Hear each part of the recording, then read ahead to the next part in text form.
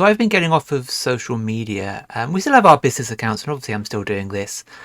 So, in terms of a work sense, I'm still on there. But I've been stepping back from my personal accounts and deleting the apps off my phone just because it's too irritating. And in particular, this was in that centrist vein of saying, oh, I'm mature enough to remain friends with people I disagree with, which is really just virtue signalling your own lack of moral conviction, which I find very strange thing to do. And it just comes across as pathetically disingenuous to dismiss the issues that easily. And I get that stepping back and stepping away is perhaps equally as cowardly to just not engage, but I just can't.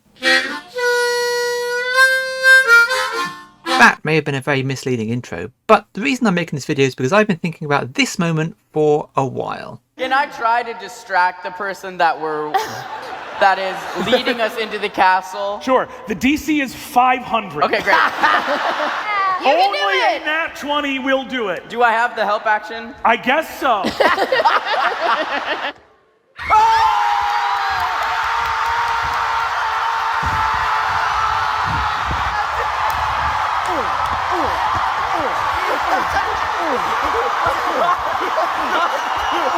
For context, I think Dimension 20 is a great show. It's arguably my favourite show of the genre, and I definitely think you should check it out. You can find some of the series for free on their YouTube, but if you want to sign up to Dropout, you can find even more there, as well as all other great Dropout content. I can't recommend them enough, honestly. And in the context of the actual clip, the party is doing something quite fun and clever, and the show is a comedy. It's designed to be funny and entertaining to an audience. It's not designed to be strict and serious. Ali there is attempting to distract a guard from a very obvious thing that is happening, and a quite over-the-top and silly thing that is happening that is almost impossible to be distracted from. And Bernard does twist that distraction to his advantage and turn it into a plot point that he wants to move forward. So in the context of itself, it's actually fine, but I do often think that whilst it's a great show, Dimension 20 is a bad representation of the gaming hobby. Because I think it can fuel the idea that the player's job is to mess up the DM's plans, and that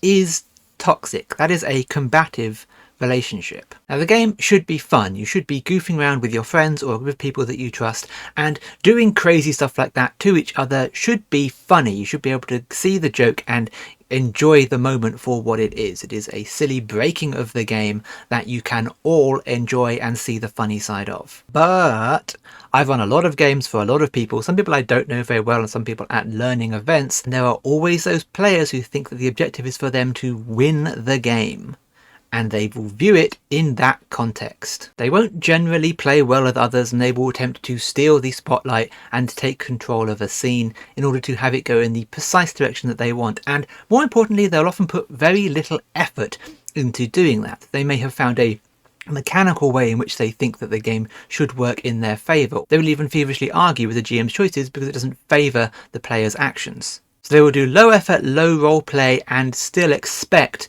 to be allowed to win just because they really want to. And I would say that as much as I enjoy watching Ali on these shows, they kind of play that way, and it does annoy me. Again, I'm speaking as a GM, not as a viewer of the show. There's a definite attitude out there amongst the minority of players that the GM shouldn't be allowed to make their own decisions, or at the very least, all their decisions should have been made in advance. They should have the entire game mapped out and planned, and every contingency allowed for, and if the players manage to figure out something they didn't think of, then the GM immediately loses the game. Which is an odd way of thinking, like the players can break the coding of the game and somehow cheat their way to victory. I know this exists because I've gotten into arguments about it. I don't know where this was, but I think maybe it was on TikTok. But once somebody was talking about how to get out of a situation with their players, that their players were overpowered or they had an artifact or something about the players was a little bit OP and they weren't sure how to deal with it. And there were people giving practical mechanical advice, but I posted to say something along the lines of, I don't want to be a jerk, but isn't the answer to this just do whatever? Like, if you need to fix a problem, just have something that fixes it. I mean, if players are having fun, it doesn't really need fixing because it's not a versus game. It was never designed for you to be genuinely combating against each other. But if you do need to fix something, then just fix it.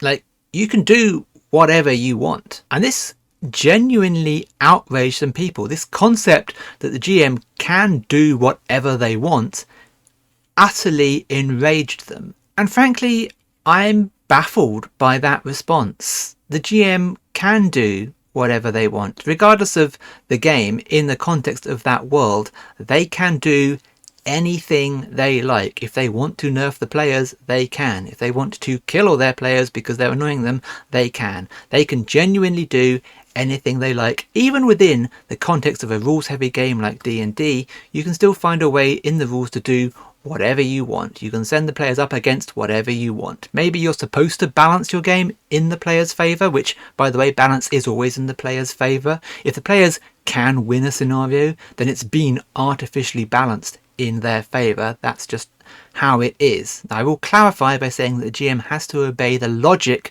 of their world. That's why games like D&D that have an inbuilt logic to them are more accessible. You have to obey the logic. Players will get irritated by this because they will often demand to have a dice roll. In fact, they'll think that if they're not allowed to roll the dice, they're just being railroaded. But really, they're just having bad ideas that butt up against the logic of the world. Because that's the player mindset, that they are trying to break the logic of the world because the GM is a slave to it. The GM isn't allowed to do anything outside of this set boundary of rules, whilst the players can do whatever they want. And if they find a way to break through that wall of rules, then the GM instantaneously loses and can't do anything about it. I think this is a very bad way to view the game. It's not ubiquitous to all players, it is a minority, but I've definitely encountered it, and I've definitely had people argue against me on social media about how that running should work. Okay, editing Christian interrupting here because I do want to clarify that I do understand the problem. If the GM can do literally whatever they want all the time, then arguably the players' decisions don't matter.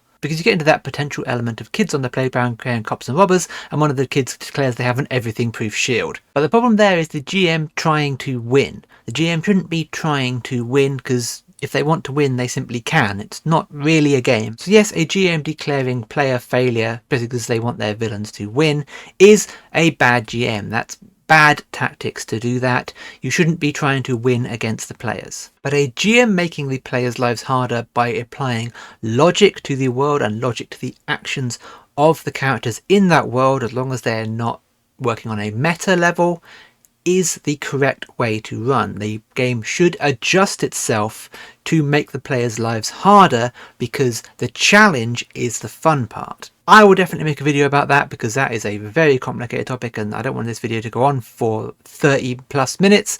So I just wanted to say that I do understand that it is an issue. Toxic GMs are also a problem. I wanted to make it clear that I understand that. So that's just me cutting in to edit here to say, don't get at me in the comments too harsh for forgetting that element. But that's my thoughts there. If you have some questions or comments or ideas along those lines that you want to put in the comments, I would love to make a follow-up video to this because it's hard to get it all together in one, and it's a bit of a conversational piece, so I'm not sure just me rambling at the camera is enough to kind of get the point across.